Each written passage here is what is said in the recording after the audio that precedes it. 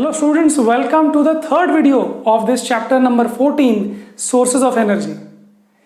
पहले दो वीडियोस में हम लोगों ने बात की थी कि एनर्जी सोर्स क्या होता है, एक आइडियल एनर्जी सोर्स क्या होता है, और पिछले वीडियो में हमने फॉसिल फ्यूल्स की बात की थी. फॉसिल फ्यूल्स वो फ्यूल्स होते हैं जिसमें कोल, पेट्रोलियम, नेचुरल गैस, ये सब चीजें इंक्लूडेड है. अब इस वीडियो में हम लोगों को बात करनी है कुछ और कन्वेंशनल सोर्सेज ऑफ एनर्जी की, जो कि है बेसिकली इलेक्ट्रिसिटी. तो इलेक्ट्रिसिटी प्रोड्यूस जो होके आपके घर में आप यूज करते हो, वो इलेक्ट्रिसिटी कैसे जनरेट हुई है. आपको तो पता है, energy can not be created nor it can be destroyed, it can only be transformed from one form to another form. So what is the one form? The other form is electricity जो आप use कर रहे हो, but वो किस form से आपने obtain की है कन्वर्ट करके. तो वो दो फॉर्म्स हम लोग इस वीडियो में देखने वाले हैं. पहला है थर्मल पावर प्लांट और दूसरा है हाइडल या हाइड्रो पावर प्लांट. सो थर्मल पावर प्लांट, अगर आप वर्ड देखो तो थर्मल का मतलब है कि हम लोग हीट एनर्जी से इलेक्ट्रिसिटी प्रोड्यूस करने वाले हैं. हम इलेक्ट्रिसिटी ही प्रोड्यूस करने वाले हैं, बट हम लोग सोर्स क्या लेने वाले हैं? थर्मल पावर प्लांट में हम लोग हीट एनर्जी सोर्स लेंगे. अब हीट एनर्जी कहां से आई सर? तो पिछले वीडियो में हम लोगों ने एक इलेक्ट्रिसिटी प्रोडक्शन यूनिट बनाया था, जिसमें हमने कुकर को हीट किया था, फिर उधर से स्टीम निकली थी. अगर आपने वो पिछला वीडियो नहीं देखा है या पिछला वो पार्ट पढ़ा नहीं है बुक में से, तो आप पढ़ के आ सकते हो, वीडियो देख के आ सकते हो. तो हमने कुकर को हीट किया था एलपीजी से. हमारे घर में तो एलपीजी है, तो उसको हीट करके उसके अंदर का जो स्टीम था वो स्टीम निकल के टरबाइन घुमाता है, और फिर आगे डायनामो है, बल्ब जलता है, वो सब बातें हैं. तो यहां पर भी हम इलेक्ट्रिसिटी कैसे प्रोड्यूस करने वाले? हीट एनर्जी से. तो हम यहां गर्म करेंगे पानी को और वो स्टीम घुमाएगा टरबाइन को. सो क्या बात समझ में आई कि some heat energy is being converted to electricity, तो बल्ब जलने लगता है. सो यहां पर देखो, fossil fuels heat up water, जो हमने पिछले वीडियो में देखा है लास्ट पार्ट में. So fossil fuels heat up water to produce steam, ये हमने देखा था. तो फॉसिल फ्यूल्स जैसे कि कोल, पेट्रोलियम, एलपीजी, ये सब जो फ्यूल्स हैं, फॉसिल फ्यूल्स जो जमीन के अंदर मिलते हैं या समंदर के अंदर मिलते हैं, ये जो फ्यूल्स हैं, ये फ्यूल्स हम लोग जलाने के लिए और हीट एनर्जी ऑब्टेन करने के लिए उनको यूज करते हैं, जिससे कि वाटर गर्म होकर स्टीम बन जाता है. और एक बार स्टीम बन गया तो स्टीम घुमाता है टरबाइन को. क्लियर है? Great. Thermal power plants, but so this is the working of the thermal power plant जो हमने पिछले वीडियो में देखा था. बट कुछ एडिशनल इंफॉर्मेशन ये है कि thermal power plant are always set up near coal fields. जैसे जनरली थर्मल पावर प्लांट में कोल यूज होता है, तो coal fields, okay, coal fields जो लेट से जो इंडिया में जहां पर कोल फील्ड्स आपको पता होगा, वहां पर पावर प्लांट्स भी आपको मिल जाएंगे. कोल फील्ड्स जहां पर आप जमीन खोद के कोल मिलता है आपको, तो वो कोल फील्ड्स के पास ही पावर प्लांट वो बना देते हैं. तो आपने देखा होगा कहीं तो एकदम छोटे से गांव में, कहीं तो बड़ा सा सेटअप कर लेते हैं, बहुत सारे इंजीनियर्स होते हैं, बहुत सारे स्कूल्स वगैरह, एक टाउनशिप भी बन जाता है. वाई? बिकॉज कोल है वहां पे, और वहां पे आपने इलेक्ट्रिसिटी प्लांट चलाया है, तो उसको वर्किंग के लिए लोग चाहिए. लोग हैं तो उनकी फैमिलीज है, फैमिलीज है तो पूरा शहर आ जाता है. So thermal power plants are always set up near coal fields. Why? Because transmission of electricity is more efficient than coal. आप बोलेंगे एक मिनट सर, अभी फॉर एग्जाम्पल मुझे मुंबई में अगर बहुत सारी इलेक्ट्रिसिटी चाहिए, मुझे दिल्ली में बहुत सारी इलेक्ट्रिसिटी चाहिए, तो पावर प्लांट मुंबई और दिल्ली के पास क्यों नहीं है? पावर प्लांट इतना दूर क्यों है? तो हम ये बोलते हैं, एक मिनट, जहां पर कोल है ना, वहां पर पावर प्लांट सेटअप करो. व्हाई? बिकॉज कोल को ट्रांसपोर्ट करना ये ज्यादा कॉस्टली होगा. अब सपोज मुंबई में आपने बोला कि मुंबई में रिक्वायरमेंट है, वहां प्लांट बना देते, बट कोल फील्ड तो दूर है. तो कोल फील्ड से कोल को ट्रांसपोर्ट करना और मुंबई में पावर प्लांट में सप्लाई करना, ये ज्यादा कॉस्टली होगा as compare to electricity transfer करना. तो अगर 400 किलोमीटर दूर भी इलेक्ट्रिसिटी प्रोड्यूस हो रही है, तो इलेक्ट्रिसिटी को ट्रांसपोर्ट आप लोग कर सकते हो ज्यादा एफिशिएंटली, मोर कॉस्ट एफिशिएंटली आप उसको ट्रांसपोर्ट कर सकते हो. कोल को ट्रांसपोर्ट करना ये ज्यादा महंगा पड़ता है। एंड प्लस कोल को ट्रांसपोर्ट करने के लिए ट्रक्स चाहिए, ट्रेन चाहिए, उसको भी डीजल वगैरह चाहिए। So it is not efficient. तो आप सीधा वहीं पे बना देते हो, वहां पर ट्रांसपोर्टेशन जितना लगता है उतना, 2-4-10 किलोमीटर। बट देन आप इलेक्ट्रिसिटी ट्रांसपोर्ट करते हो जो ज्यादा इफेक्टिव है, एफिशिएंट है। It is more efficient than coal transport. ये बात याद रखना। इसलिए जब भी आपको पावर प्लांट्स मिले, thermal power plants in India का मैप आपको दिखे, तो आप समझ लेना कि आसपास ही कोल फील्ड होगी, नहीं तो नहीं। Okay, good. Next conventional energy source is जो इलेक्ट्रिसिटी प्रोड्यूस करते हैं हम यूजिंग हाइड्रो, यूजिंग वाटर। सो पानी से इलेक्ट्रिसिटी कैसे प्रोड्यूस हो सकती है? सर पानी को बर्न करते हैं क्या? ये पानी में एनर्जी होती है? नहीं नहीं, पानी में केमिकल एनर्जी नहीं होती, जैसे आप जलाओ तो हीट बनता है। नहीं नहीं, पानी को आप वैसे यूज नहीं करते। पानी को क्या करते हो, पानी की अलग टाइप की एनर्जी लेते हो, और वो है flowing energy of water. Hydro power plant में आप काइनेटिक या पोटेंशियल एनर्जी ऑफ वाटर को इलेक्ट्रिकल एनर्जी जैसे कि ये इसमें कन्वर्ट करते हो। So yes, we know the setup. Turbine होगा, टरबाइन घूमेगा, डायनेमो में कुछ प्रोसेसिंग होगी और फिर बल्ब जलेगा, इलेक्ट्रिसिटी प्रोड्यूस। बट वो टरबाइन घुमाने के लिए यहां पर स्टीम है जिसको गर्म करके करना पड़ा। बट यहां पर कौन है वो हम देखेंगे। Potential energy of stored water. अब देखो क्या होगा, मैं बीच बीच में प्रोसीजर भी देखने वाला हूं, ठीक है ना, आप भी देखते रहना। एक डैम होता है, डैम में बहुत ऊंचा स्टोर्ड होता है पानी, है ना। मतलब आपने देखा होगा, कभी डैम के आसपास गए होंगे तो डैम में जो पानी होता है वो बहुत ऊपर के लेवल पे होता है, बट आप नीचे नीचे नॉर्मल लेवल पे घूमते रहते हो। So you say that okay, काफी ऊंचे लेवल पे पानी है। अगर बहुत ऊंचे लेवल पे पानी है तो उसके पास पोटेंशियल एनर्जी है। What is potential energy? आपने 9th स्टैंडर्ड में पढ़ा है। पोटेंशियल एनर्जी का मतलब है एनर्जी विच इज स्टोर्ड, जो कि हाइट पे है तो स्टोर्ड है। जैसे आप दरवाजे खोलोगे, जैसे आप उसको जाने दोगे, जूम करके निकल जाएगा। बहुत एनर्जी है उसमें, और वो एनर्जी जब वो दिखाएगा तो बहुत कुछ कर सकता है। रास्ते में आया तो पत्थर हिला देगा, रास्ते में बिल्डिंग आई तो उसको चला देगा, रास्ते में अगर कोई मिट्टी रहेगी, पेड़ रहेगा, उसको निकाल सकता है। वो इतनी एनर्जी होती है उस रनिंग वाटर में। सो वो रनिंग वाटर में एनर्जी कहां से आई? पहले उसमें एनर्जी थी, potential energy. So potential energy of the stored water in the dam converts to kinetic energy जब वो फ्लो होने लग जाता है। जैसे दरवाजे खोलते हो फ्लो होने लगता है, of flowing water which converts to electrical energy. कैसे? तो आप ये जो है ना, ये चीज आप टरबाइन घुमाने के लिए करते हो, तो ये हम लोग देखने वाले हैं प्रोसीजर में। But the basic principle is stored water has potential energy, दरवाजा खोल दो तो flowing water has now kinetic energy, and that अगर आप रास्ते में टरबाइन लेके आ जाओ तो टरबाइन घूमने लगेगा, and then electrical energy. That's the procedure, very simple. Waterfalls, अब डैम की जरूरत नहीं हमेशा, वाटरफॉल्स में भी एनर्जी होती है ना, ऊपर से आके गिरते हैं, तो आप नीचे टरबाइन रख दो। So waterfalls can be useful, yes, but there are not many.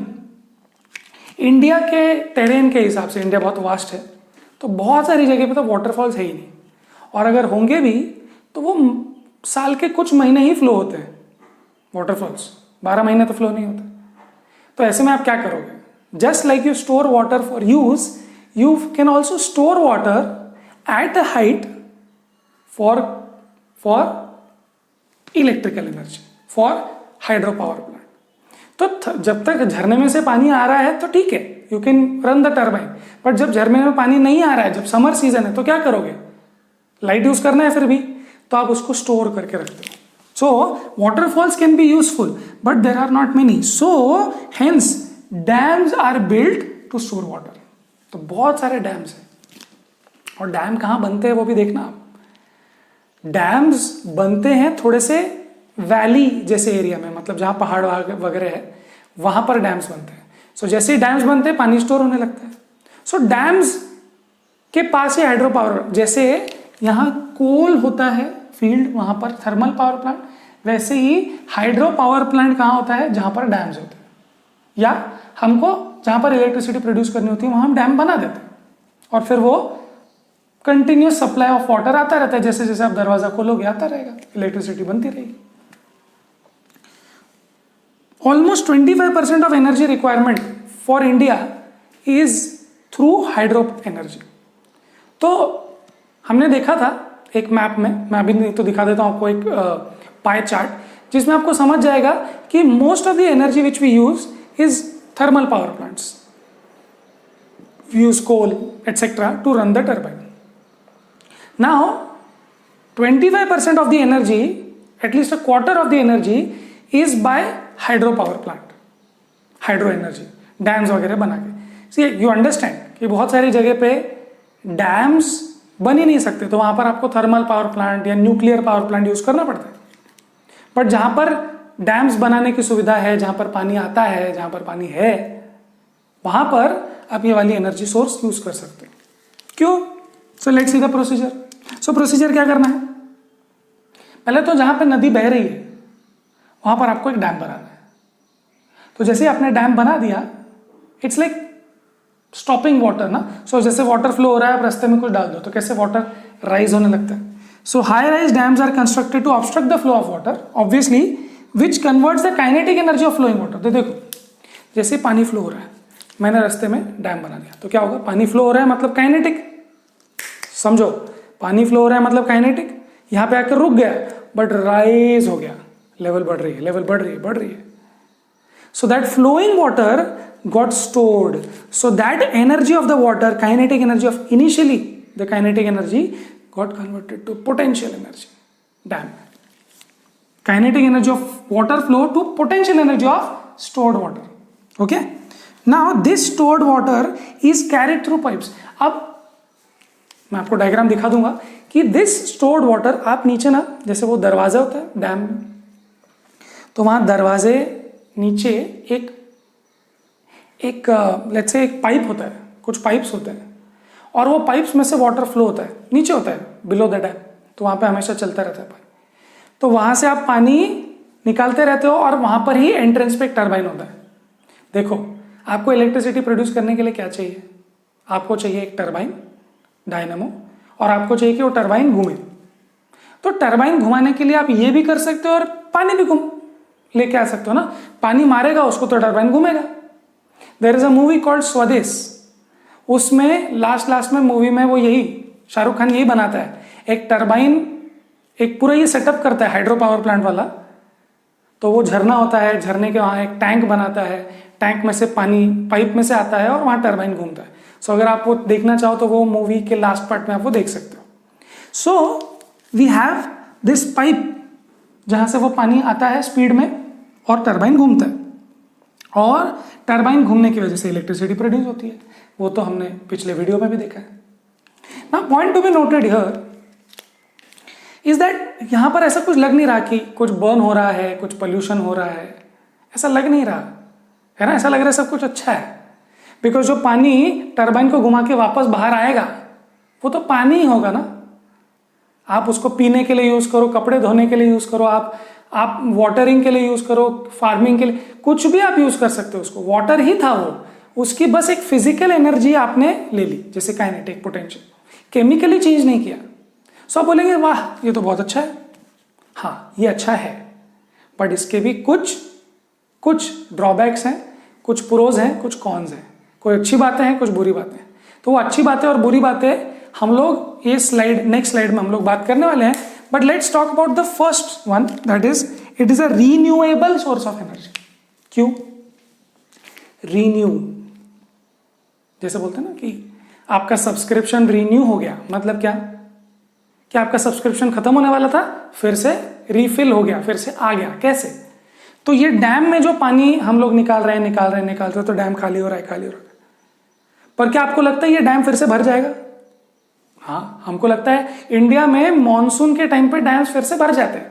सी मोर और लेस डिपेंड्स बारिश कितनी होगी, बट डैम 80% से 100% तक हर साल तो भर ही जाता है। ओके, कम बारिश भी हुई, ज्यादा भी हुई तो डैम अगर भर गया है तो फिर रीन्यू हो गया ना। हमारा एनर्जी सोर्स क्या था? पानी आता है, पानी स्टोर होता है, उसमें पोटेंशियल है, फिर पानी को छोड़ेंगे काइनेटिक और टरबाइन घूमेगा। तो पानी आ जाएगा तब तक मुझे चिंता की क्या बात है? It's not like fossil fuels. हमने एक कोल माइन के पास में थर्मल पावर प्लांट किया और कोल माइन खत्म होगी 50 साल में, अब क्या करेंगे? कुछ नहीं, आप कुछ नहीं कर सकते आप, बिकॉज वो नॉन रिन्यूएबल है, खत्म। बट हाइड्रो पावर प्लांट जब तक बारिश होती रहेगी तब तक वो डैम काम आता रहेगा, तब तक आप एनर्जी प्रोड्यूस कर सकते हो। सो it's not a source of energy जो खत्म हो गया है, नहीं, खत्म नहीं होगा, वो वाटर साइकिल के तौर पे वो चलता ही रहता है। So this is the one good side of this energy. अब कुछ और भी गुड और bad of this hydro energy हम लोग देखने वाले हैं, तो मैं इसको हटा देता हूं और बात करते हैं next. Let's look at some of the downsides of hydroelectric power and these are the issues which we are going to talk about. Now, yes, it's a clean source of energy, yes, it's a renewable source of energy, but उसके पीछे जो construction है और उससे related जो issues हैं, those are not small. Okay, so let's look at those issues. पहली बात तो ये है कि dams can be constructed only in हिली टेरेन, जैसे मैंने आपको बोला जहां से नदियां बहती है, और हिली टेरेन में अगर आप बनाओगे a dam, so that then what happens is कि जब पानी स्टोर होता है, पानी की लेवल राइज होती है, so it only rises considering the mountains as walls. अगर वो वॉल्स नहीं होंगे तो बहुत फैल जाएगा पानी, right, and it will not be like, height नहीं बढ़ेगी उसकी, ऐसे लेंथ बढ़ जाएगी उसकी, एरिया बढ़ जाएगा। So what we are having is कि हिली टेरेन में अगर नदी आती है तो हम उसको वहां रोकते हैं और फिर वो राइज ज्यादा होता है बिकॉज वो वॉल्स है ना। Large areas of agricultural land and human habitation are lost due to submerging. See, पहली बात तो हम लोग हिली टेरेन में ही कर पाएंगे उसको, नॉर्मल एरियाज में नहीं कर पाएंगे, flats. Okay, so large areas of agricultural land and human habitation. See, हम लोग नदी पर डैम बना रहे हैं तो नदी के आसपास में काफी हैबिटेशन होगा, एग्रीकल्चर हो रहा होगा, कुछ तो फ्लैट एरियाज होंगे, थोड़े बहुत। सी, इट्स नॉट लाइक पूरा फ्लैट एरिया होगा, थोड़ा सा फ्लैट एरिया होगा, वहां पर कुछ लोग रहते होंगे, कुछ ट्राइब्स रहते होंगे और वहां पर उनकी एग्रीकल्चर होता होगा, उनका घर होगा, एग्रीकल्चर लैंड, ह्यूमन हैबिटेशन, घर होंगे वहां। सो ये भी लॉस्ट हो जाते हैं due to submerging. See, there are these tribes, may be not in India but other countries में ऐसे ट्राइब्स होते हैं, ऐसे रिमोट एरियाज में रहने वाले लोग होते हैं जिनका ज्यादा कॉन्टैक्ट नहीं होता किसी से, but then when you build a dam, आपको उन लोगों को फिर उन लोगों के लिए डिस्टर्बेंस होता है वो, because they are living there for centuries, और वो नदी के पानी को यूज करके वहां पर रहते हैं, एग्रीकल्चर करते हैं। बट नाउ आपको वो चीज, उनका जो पूरा जो लोकेलिटी है वो पूरा खराब हो जाएगा, right. Large ecosystems are also destroyed. Now ecosystem मतलब है कि बहुत सारे प्लांट्स, एनिमल्स और उस सॉइल में रहने वाले माइक्रो ऑर्गेनिजम्स, वहां पे जो सब कुछ पूरा इकोसिस्टम जो है, which includes plants, animals, humans, soil, everything, सब कुछ डिस्ट्रॉय हो सकता है। कैसे? सी, देयर आर बिग ट्रीज, जो आपने वाटर लेवल राइज हुआ तो बिग ट्रीज सबमर्ज हो गए। अब वो ट्रीज पे रहने वाले बहुत सारे ऑर्गेनिजम्स हैं, बहुत सारे फंगस है, बहुत सारे बर्ड्स हैं जिनके नेस्ट होंगे, बहुत सारे बर्ड्स हैं जो वहां पर वो फ्लावरिंग प्लांट्स में से कुछ लेके जाते होंगे, बटरफ्लाईज होंगे, चीता से लेकर बिल्कुल डियर से लेकर चीता, सब कुछ होगा वहां पे उस एरिया में। तो जब आप वो वाटर लेवल राइज होता है, they don't, I mean trees obviously cannot move, so they are submerged, but these birds and butterflies and cheetah and deer will have to move, and when they move they will probably move into some other unfavorable territories, जहां पर कोई और animals होंगे, जहां पर शायद उनको पता ही ना हो कि यहाँ पर कैसे जीते हैं, कुछ अलग प्लांट्स और एनिमल्स होंगे वहां पे। So it's very difficult to just ये घर छोड़ के चलो दूसरे घर पे चलते हैं। So they have settled there for centuries, now they have to suddenly, in a matter of few months, they have to suddenly go to a new place, which is destruction of ecosystem. You might say कि sir, those animals are not dying now, वो थोड़ी ना डूब गए, but वो कहीं दूसरी जगह जाएंगे, that also will kind of be a loss. Submerged vegetation जो हुआ है, मतलब जो plants और soil जो रह जाता है वहां पे, they are submerged now, they do not get oxygen. जब खुले थे तो ऑक्सीजन था, अब सबमर्ज हो गया तो ऑक्सीजन नहीं है. So now some other type of respiration will start happening. जो आपने पढ़ा होगा वो है not aerobic but anaerobic. Anaerobic का मतलब है absence, in absence of oxygen. Oxygen के एब्सेंस में जो रेस्पिरेशन होता है, जो रिएक्शंस होते हैं, उसको एनएरोबिक बोलते हैं. एरोबिक मतलब विद ऑक्सीजन जो हम लोग करते हैं, और एनएरोबिक मतलब विदाउट ऑक्सीजन. इस उन रिएक्शंस की वजह से बहुत सारा मीथेन, CO2 ये सब रिलीज होता है. और आपको पता है मीथेन और CO2 ये ग्रीन हाउस गैसेस है, जो आपने 9th स्टैंडर्ड में पढ़ा है. ग्रीन हाउस गैसेस का मतलब है कि जो अर्थ का over a period of centuries वो टेम्परेचर बढ़ने लगता है, ग्लोबल वार्मिंग होने लगती है. और ग्लोबल वार्मिंग की वजह से तो बहुत सारे प्रॉब्लम्स होते हैं, वो इस वीडियो में हम लोग नहीं बात कर सकते, but yes that's another issue. और large ecosystems, large number of trees are submerged. जितना बड़ा डैम होगा. Problem of satisfactory rehabilitation of displaced people. तो देखो हमने जो बोला था, जो ट्राइबल लोग हैं या जो लोकल लोग हैं, उन लोगों को आप कहाँ पर डिस्प्लेस करोगे? आप पहले उनको बोल देते हो कि देखो यहाँ पर डैम बनने वाला है, आपका ये एरिया सबमर्ज हो जाएगा, हम आपको दूसरी जगह लैंड दे देंगे, वहां पर आपको जॉब्स भी दे देंगे. But then it is loss of their homes, right? वो जंगल में या उस एरिया में उन लोगों की छोटी सी कम्युनिटी रहती थी. Now you have to displace those hundreds of people. Where do you displace them? Just like animals, they also will find it very difficult to shift to a city maybe or town. They were living there peacefully. They were happy there. Okay, see, if you look at from their point of view, they don't want electricity. They probably don't want electricity. जिस सब के लिए हम लोग कर रहे हैं ना, ये सब लाइट्स के लिए, probably उनको ये चाहिए भी नहीं. They will say that oh, we don't want electricity. We have wood, we have food, we have water. We don't want anything else. We have good soil. हमको कुछ नहीं चाहिए ज़्यादा. But then for larger number of people you have to build it and then you have to rehabilitate them. मतलब उनको, उनका habitation खराब हो गया तो हमको दूसरी जगह दूसरे जॉब्स के साथ उनको रिहैबिलिटेट, उनको ट्रांसपोर्ट करना पड़ेगा आपको. And they should be happy about it. And if they are not happy about it, then these agitations will happen. अगर आपने सरदार सरोवर डैम जो नर्मदा पर है, गुजरात, MP और महाराष्ट्र बॉर्डर जो है, वहाँ पर सरदार सरोवर डैम है. तो वहाँ पर के लोग जो थे, लोग ट्राइबल लोग थे, उनको डिस्प्लेस करने का बहुत इशू हुआ. ओके, ह्यूमन राइट्स हो जाता है उसमें. देन गंगा पर एक डैम बनने वाला था, वहां पर भी ये इश्यूज हुए कि आप लोगों को कहाँ डिस्प्लेस करोगे. So yes, we understand it's a clean source of energy, यहाँ पोल्यूशन नहीं हो रहा है, but you have to think that for your energy you probably have to displace a lot of people, lot of animals and lot of plants, जिसकी वजह से green house effect हो सकता है, जिसकी वजह से लॉस ऑफ इकोसिस्टम हो सकता है, लॉस ऑफ डाइवर्सिटी हो सकता है. एक फ्रॉग का एक टाइप हो जो सिर्फ वहीं रहता हो, and if that area is submerged then that frog variety is gone forever, extinct. So this things are happening. So it's not to say that you should just stop using electricity maybe, but maybe if you can lessen it, maybe if you can watch TV less and maybe read a book more, something like that, maybe play outside more, something like that, then it will reduce the consumption of electricity and use it wisely.